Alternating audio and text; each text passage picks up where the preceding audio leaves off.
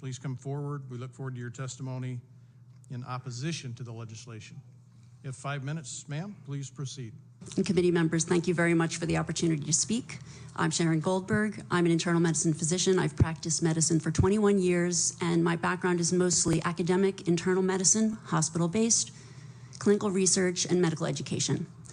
I am going to skip many of the things I wanted to say because I didn't realize it was only 5 minutes. Wireless radiation has biological effects, period. This is no longer a subject for debate when you look at PubMed and the peer-reviewed literature. These effects are seen in all life forms: plants, animals, insects, microbes. In humans, we have clear evidence of cancer now. There is no question. We have evidence of DNA damage, cardiomyopathy, which is the precursor of congestive heart failure, neuropsychiatric effects. So 5G is not a conversation about whether or not these biological effects exist. They clearly do. 5G is a conversation about unsustainable healthcare expenditures. Why do I say this? We've been sitting on the evidence for EMR and chronic disease for decades. And now we are seeing all these epidemics appearing. So diabetes is the first epidemic. I think most of you know the statistics. They're very scary. 1 in 3 American children will become diabetic in their lifetime, and if they're Hispanic females, the number is 1 in 2. Okay.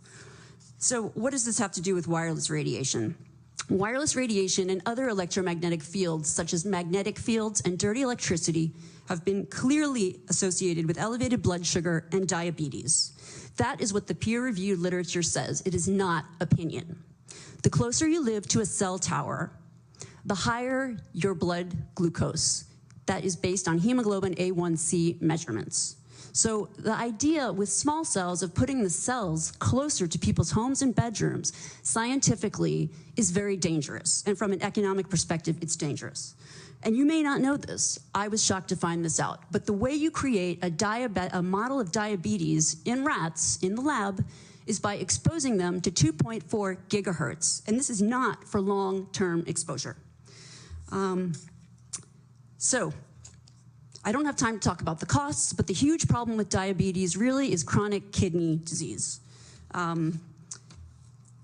End-stage renal disease, the worst complication of diabetes, leads to hemodialysis. Hemodialysis is an automatic qualification for Medicare.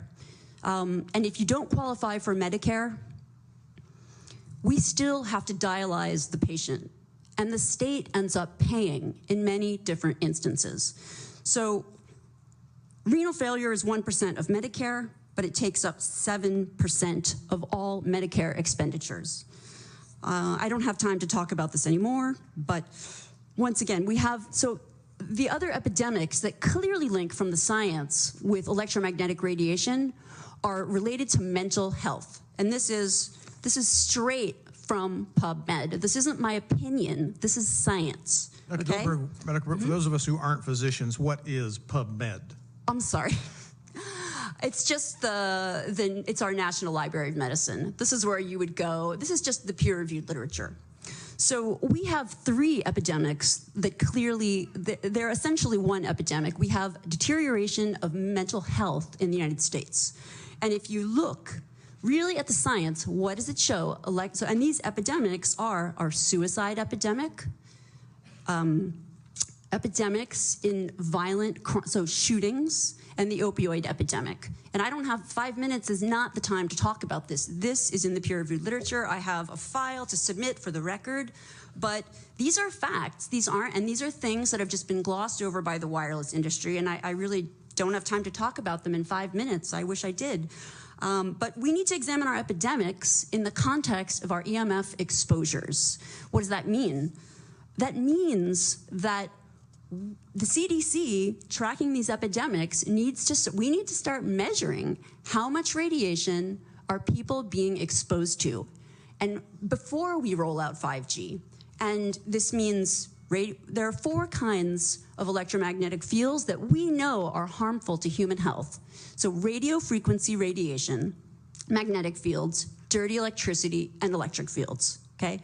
Our exposure, any any given person, and all humans are affected by EMFs, our given exposure has nothing to do with the research that my colleagues are going to cite with the National Toxicology Program. That is an assessment of the risk of one cell phone in the near field, okay? What is our exposure in a day? It's not one cell phone.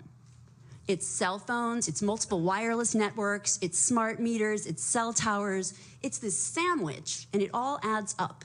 And this is a serious problem for occupational health, public safety, and personal safety. And I feel that it's irresponsible to be even talking about the Internet of Things and rolling out a new untested technology when we're not even measuring what are our current exposures from the current networks. Doctor, appreciate your testimony. Would you again provide us with your credentials?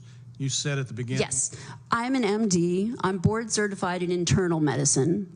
I've been assistant professor at different medical schools, mostly in New York, most recently the University of Miami. And I got interested in electromagnetic fields after my administrator at the University of Miami gave me a new iPhone. I used it for 20 minutes on speaker, and my finger was burning at the end of the call. So that was years ago. I started reading about the science and connecting with other scientists, and really my expertise, I've taken care of a lot of patients with chronic disease. So when I talk about diabetes and, for instance, heart failure, that, you know, the National Toxicology Program shows clear evidence of cardiomyopathy in that study. In other words, that's a precursor to congestive heart failure.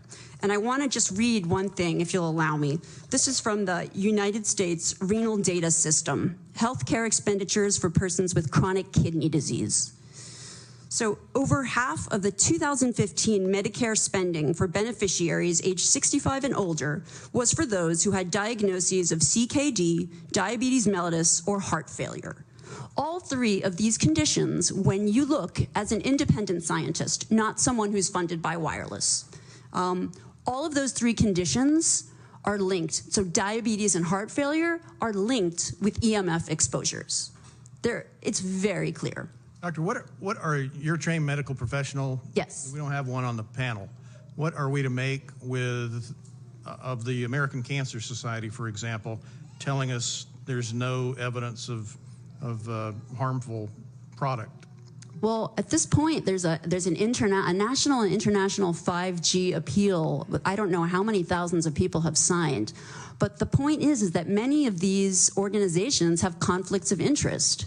And I can't speak to, I don't know who's on their board, who made these decisions.